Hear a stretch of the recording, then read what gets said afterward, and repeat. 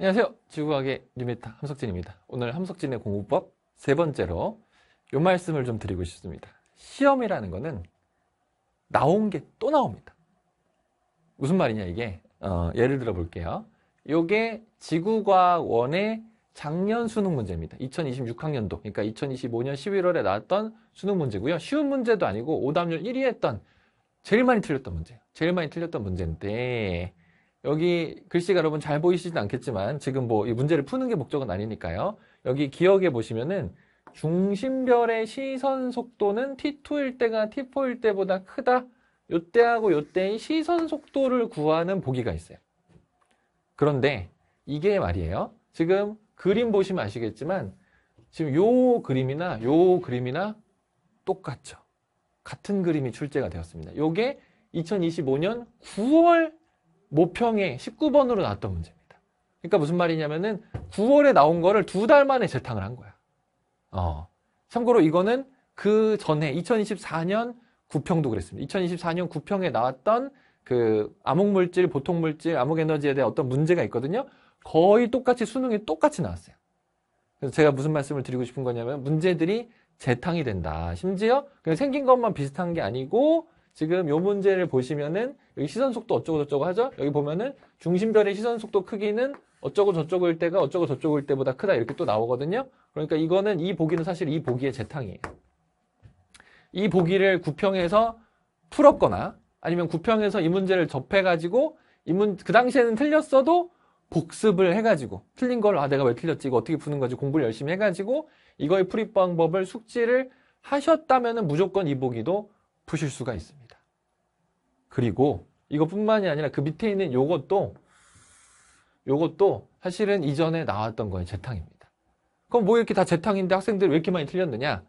그거는 이유는 있어요. 이 문제 같은 경우에는 요 디귿 보기가 굉장히 참신한 보기였습니다. 요 디귿 보기가 굉장히 참신한 보기였기 때문에 요거가 신유형이라고 말씀을 드릴 수 있고요. 이 디귿 보기를 신유형이라고 말씀을 드릴 수 있고 나머지 기역, 니은 보기는 기존 유형이라고 말씀을 드릴 수가 있는데 여기서 제가 말씀드리고 싶은 거는 무엇이냐? 실제 대부분의 시험에서는 기존 유형이 거의 한 80% 정도를 차지한다. 그리고 이건 물론 제가 지구과학 강사니까 지구과학에 대해서 말씀드리는 거긴 하지만 아마 다른 과목도 엄청 다를 거라고 생각하진 않습니다. 왜 그러냐? 그거는 우리의 모든 시험은 당연히 교과서를 기반으로 출제를 하게 되어 있고요. 절대로 교과서 범위를 벗어나는 문제는 출제하지 않도록 되어 있습니다. 여기서 일부 학생들이 가끔 오해를 하는 경우가 있어요. 교과서 범위의 문제를 출제한다고 해서 그냥 교과서에 있는 문장이 그대로 출제되어야 한다고 생각하시는 경우가 있는데 그건 아닙니다. 그거는 교과서 딸딸 외우기 시험이죠. 근데 수능은 절대로 그렇게 교과서 달달 외우기 시험은 아니거든요. 그렇기 때문에 교과서의 개념을 이용을 해서 문제를 풀어내는 거예요.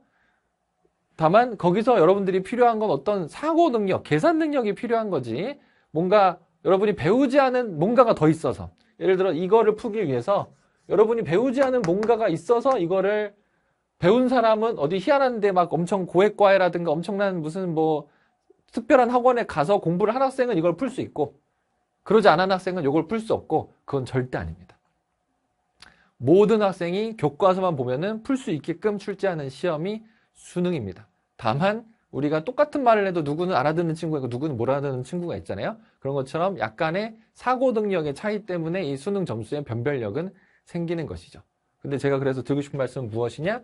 결국 시험이라고 하는 거는 범위가 정해진 게임이다.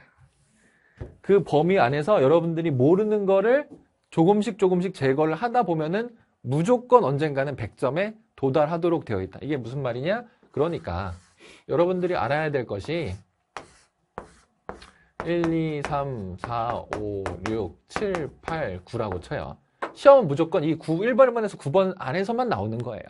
그래서 여러분들이 공부를 했어요. 그러면 쭉 공부를 합니다. 그렇지만 공부를 하는 과정에서 집중력이 좀 저하됐을 수도 있고 아니면 배웠지만 까먹었을 수도 있고 해가지고 예를 들어서 몇몇 지식들이 공부를 했지만 그냥 빈 공간이 되었어.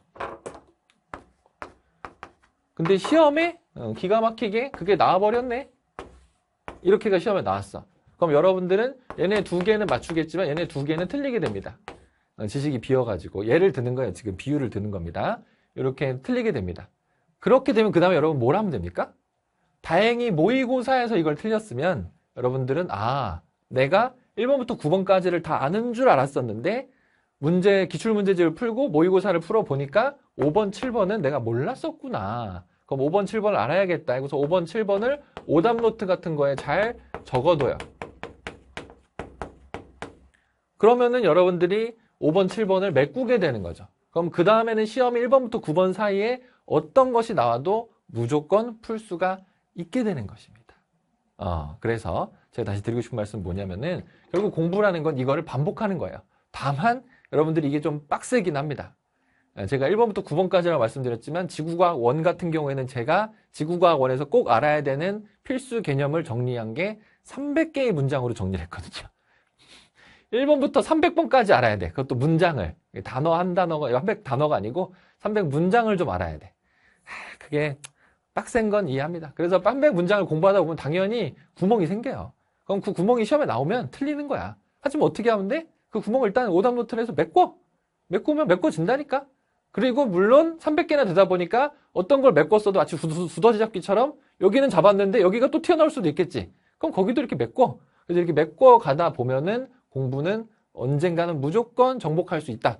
다만 여기서 또 지난번 공부법 강의에서 제가 뭘 말씀드렸으니까 우리의 머리는 밑빠진 독과 같아서 지식이 자꾸 줄줄줄 새어나간다. 그래서 이 300개의 지식들을 머릿속에 넣고 두더지 잡기를 하는 과정에서 또 사라진 지식들도 계속 두더지 잡기를 잘 해가지고 결국 수능 때는 어쨌든지 간에 최대한 1번부터 300번까지의 지식 중에서 많은 내용들을 기억할 수 있게끔 뇌 상태를 만들어 놓으면은 결국 시험이라는 거는 정복을 할 수가 있다 이겁니다. 아시겠죠? 네.